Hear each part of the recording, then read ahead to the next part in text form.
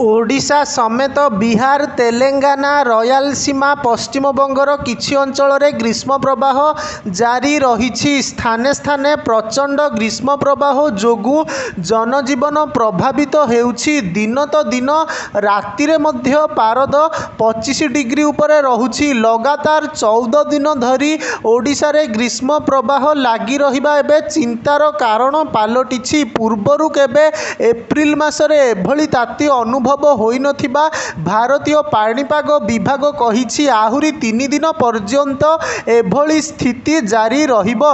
एहा परे पागरे सामान्य परिवर्तन सह तापमात्रा 1 रु 2 डिग्री कमी पारे। मात्र मे द्वितीय सप्ताह जाए तातीरु निस्तार मिलिबो नाही बोली आंचलिक पाणीपाग विज्ञान केन्द्र पक्षरु कुहा जाइछि।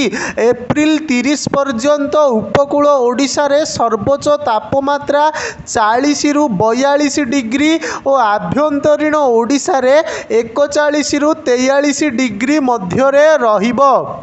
मे 1 और 2 तारीख रे सामान्य ह्रास पाई उपकूल ओडिशा रे 39 रु 41 डिग्री और आभ्यंतरीण ओडिशा रे 40 रु 42 डिग्री मध्यरे रही पारे।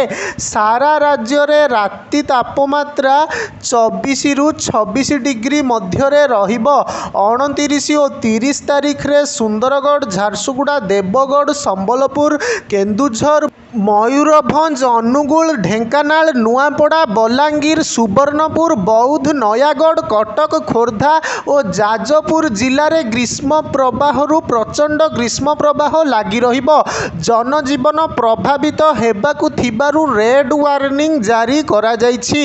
29 तारीख रे बारिपदा भवानीपाटना अनुगुल बौद्ध सहरर तापमात्रा 45 डिग्री एवं भुवनेश्वर मालकानगिरी टिटलागढ़ बलांगीर कटक जाजपुर केन्द्रापड़ा जगतसिंहपुर राउरकेला झारसुगुड़ा नुआपड़ा संबलपुर सोनपुर पारलाखेमुंडी भद्रक रे तापमात्रा 43 और 44 डिग्री मध्यरे रहिबो। 30 तारीख रे संबलपुर झारसुगुड़ा बलांगीर टिटलागढ़ ढेंकानाल रे अधिक ताती अनुभूत हेबा सह पारद 40 डिग्री छुई पारे। अनुगुल रे आज राज्यर सर्वोच्च तापमात्रा 44.3 डिग्री रेकर्ड होईछि।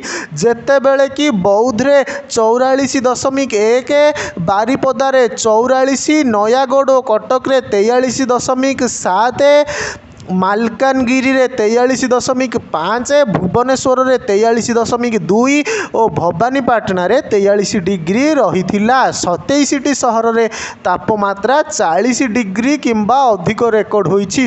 सेथिमध्यरु 12टी सहर रे दिन तापमात्रा 43 डिग्री किंबा अधिक रहिथिला।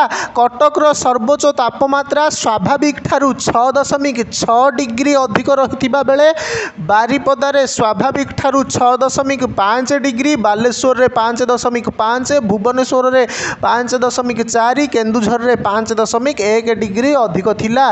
रयालसीमार नंदियाल ठारे देशर सर्वोच्च तापमात्रा 45.6 डिग्री रेकर्ड होईछि।